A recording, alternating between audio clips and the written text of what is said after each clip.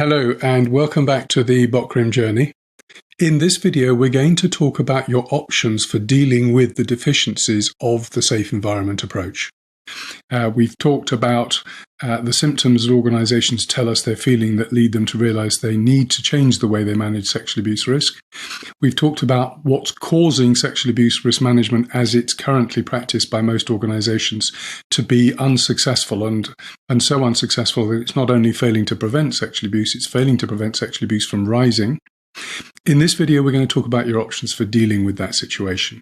And broadly speaking, the short version of this video is that there are three options.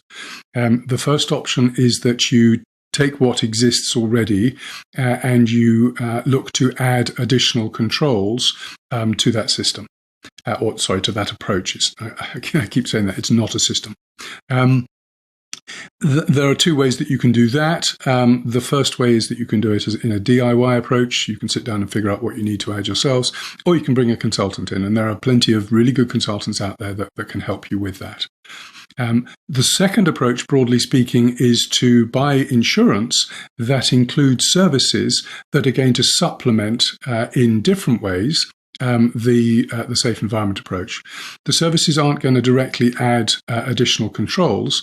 What they're going to do is potentially to help you decide the DIY approach of which additional controls you might want to add, because some of them enable you to get an hour, for example, with a consultant who'll tell you some of the things that you can add, and that may be enough, or you may need to employ the consultant, which case you're back in option one. Others of the services are about parachuting expertise in when you need it, and generally speaking, that's once sexual abuse has been discovered or suspected, or some other trigger has taken place, and the expertise arrives when you need it. That might be your crisis response, it might be legal help. Those are the two general areas. So that's option two. Both of those, incidentally, build on what's already in place. They don't fundamentally change it. Option three is to say you can't repair what is fundamentally flawed, and what you need to do is to start from scratch.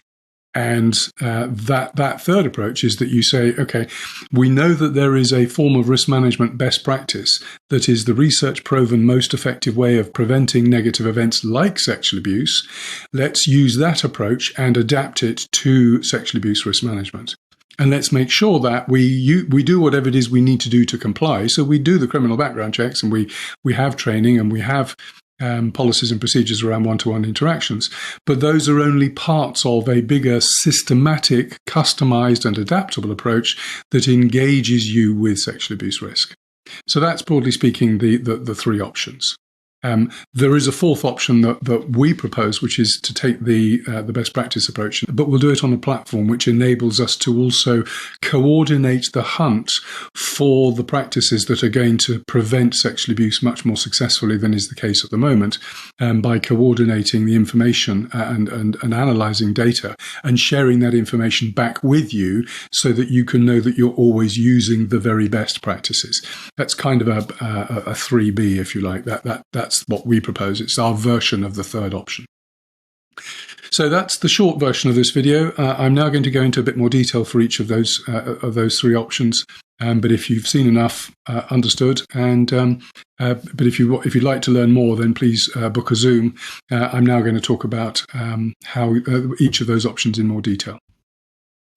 The most successful DIY approaches that we have seen, and this is the first of the approaches that organizations take, it's the adding on additional controls, and there are the two ways of doing it. There's the DIY approach, or there's the consultant approach. The most successful ones we've seen have tended to be in the DIY space, and they are successful provided two things hold. The first is that an organization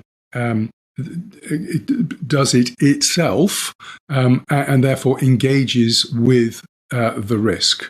And the second issue is that there's a real incentive to engage with the risk, and that's often that the organization has been through the experience of having to deal with an allegation or the reality of sexual abuse and knows they've got to change and does it themselves. So that's when we see the most success with the DIY approach.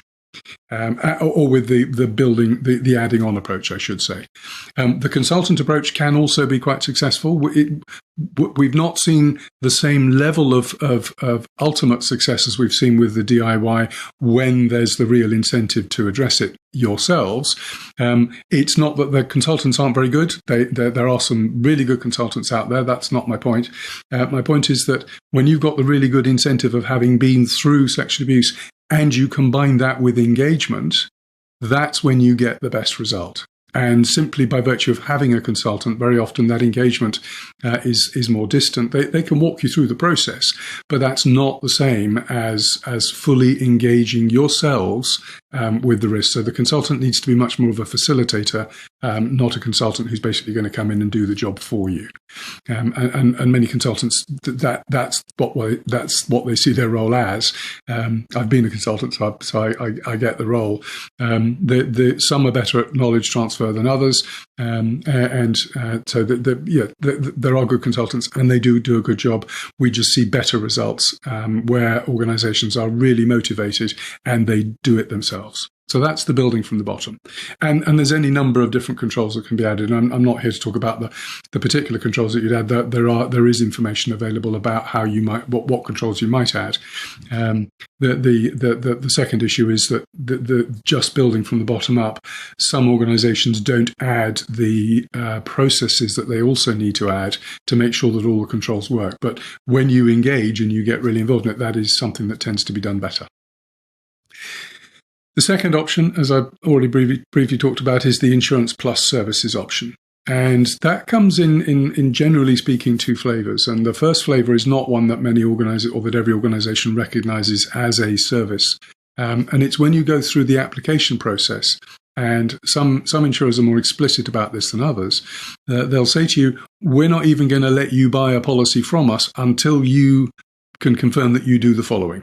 And maybe they'll say, come back to us in 6 months' time once you've done those things, and we will consider you if we're still looking for this kind of business at that time, and you have succeeded in implementing those sorts of things. Others will simply will provide you with a very long application form, which essentially provides you with all the things they're looking for, and very often they are good practices, and very often they are significant enhancements on the basic safe environment approach. There's a lot more to those application forms, and that can be a useful guide to the kinds of things that you can think about. The majority of the services, though, that are provided by insurers tend to be in the realm of parachuting in services when things are triggered under the policy. So a circumstance is identified and notified to the carrier, or a claim is notified, or somebody suspects that abuse may have happened. Something occurs and you can pick up the phone and call an expert, and they will arrive, or they will provide you immediate assistance. There are all sorts of challenges with that, obviously. I'm not suggesting that those experts aren't good. Many of them are absolutely excellent, and they will give you really good help. The challenge can be that in the time the key thing with incident response is that you have a plan in place, and picking up the phone and calling somebody isn't a plan. And secondly, when you call that person doesn't know you, doesn't know your organization, and they may have dealt with thousands of similar incidents, but without knowing who's going to do what, and without they've got to get you up to speed really quickly on something that's really complex. And some of them are able to do that depending on the circumstances of the situation they're dealing with. Others find that more difficult, and the more difficult it is, the longer the delay in the appropriate response being triggered. And one of the key things about incident response with sexual abuse is that there's plenty of evidence that identifies that if you deal with an incident in the right way, the outcomes for everybody can be very, very good.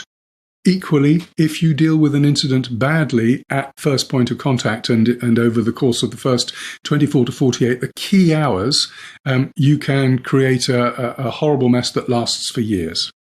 And so how you deal with those first few hours is absolutely critical.